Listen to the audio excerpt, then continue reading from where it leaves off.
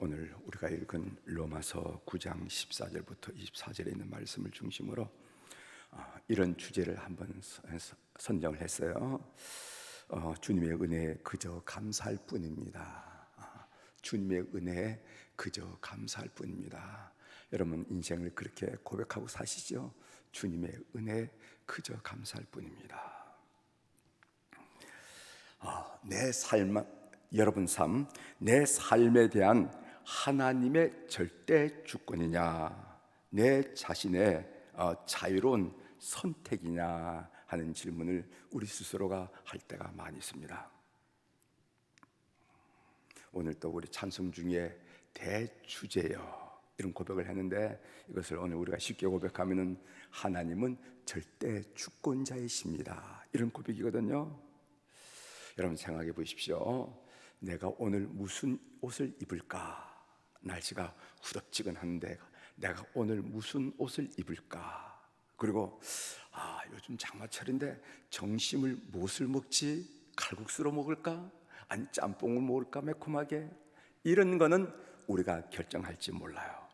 그렇지만은 내 삶을 10년은 고사하고 10년은커녕 5년만 뒤돌아봐도 내가 선택한 대로, 내가 자유롭게 선택한 대로 내 삶이 이끌어져 온 것이 아니라 하나님의 절대 주권으로 내 삶을 이끌어왔구나, 이렇게 고백하지 않을 수가 없습니다.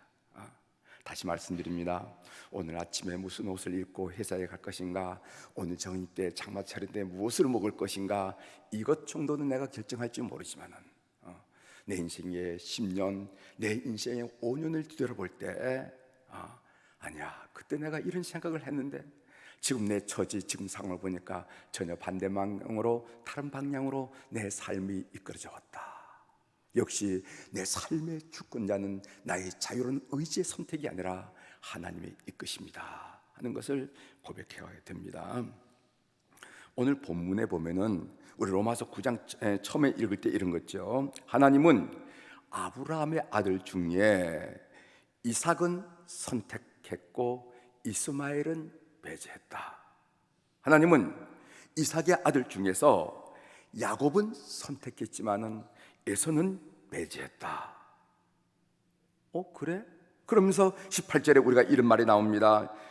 18절 우리 한번 같이 읽어볼까요? 그런즉 시작. 그런즉 하나님께서 하고자 하시는 자를 긍휼히 여기시고 하고자 하시는 자를 완악하게 하시느니라.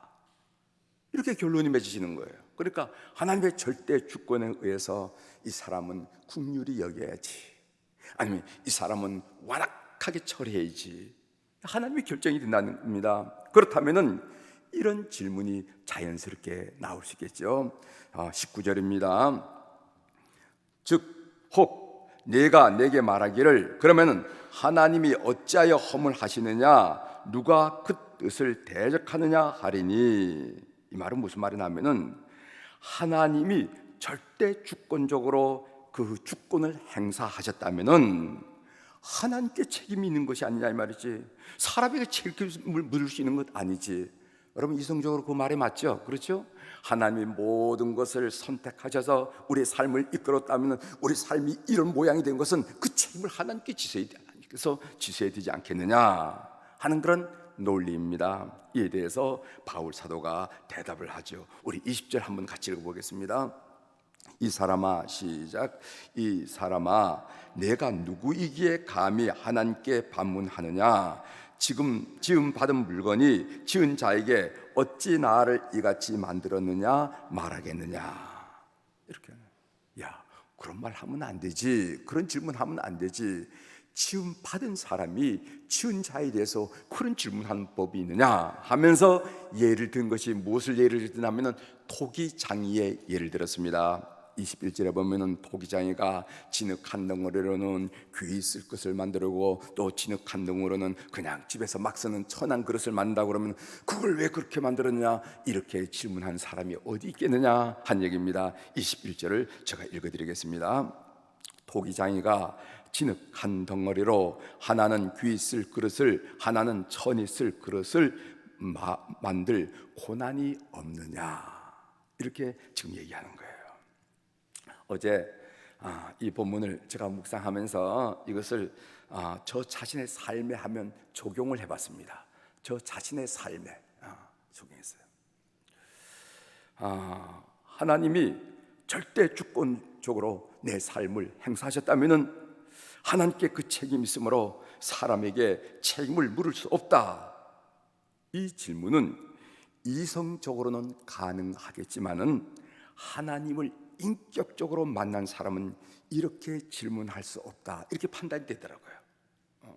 질문 자체는 맞죠. 질문 자체는 맞지만은 이성적으로 할 수 있을지 모르지만은 하나님을 인격적으로 만난 사람은 이렇게 질문을 안 한다 하는 그런 생각을 하면서 저 자신의 경우에도 하나님하고 저 삶을 이렇게 생각해 볼 때 하나님께서 정말 친밀하게도 내 삶을 인도해 왔음을 그저 고백하고 감사할 뿐이다. 정말 그랬습니다.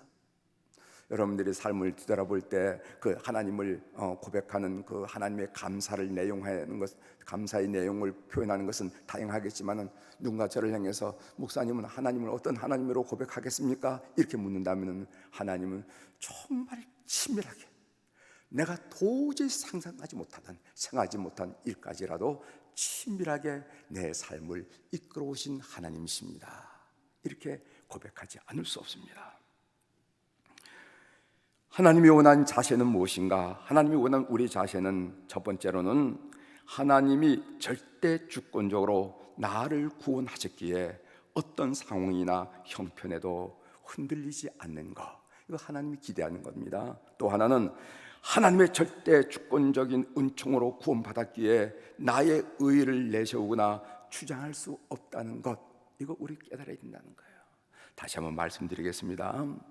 우리가 하나님을 인격적으로 만났을 때 고백하는 것은 하나님의 절대 주권을 인정해 드리지 않을 수가 없는데, 하나님이 절대 주권을 통해서 우리에게 기대한 바는 무엇인가? 그것은 하나님이 나 같은 부족한 사람을 구원하셨기 때문에 어제도 그렇고 오늘도 그렇고 장래도 그렇고 내 상황이 어떤 상황이든 간에, 내 여건이 어떤 여건이든 간에 내 구원은 흔들릴 필요가 없다, 흔들릴 이유가 없다라는 그런 자기 확신.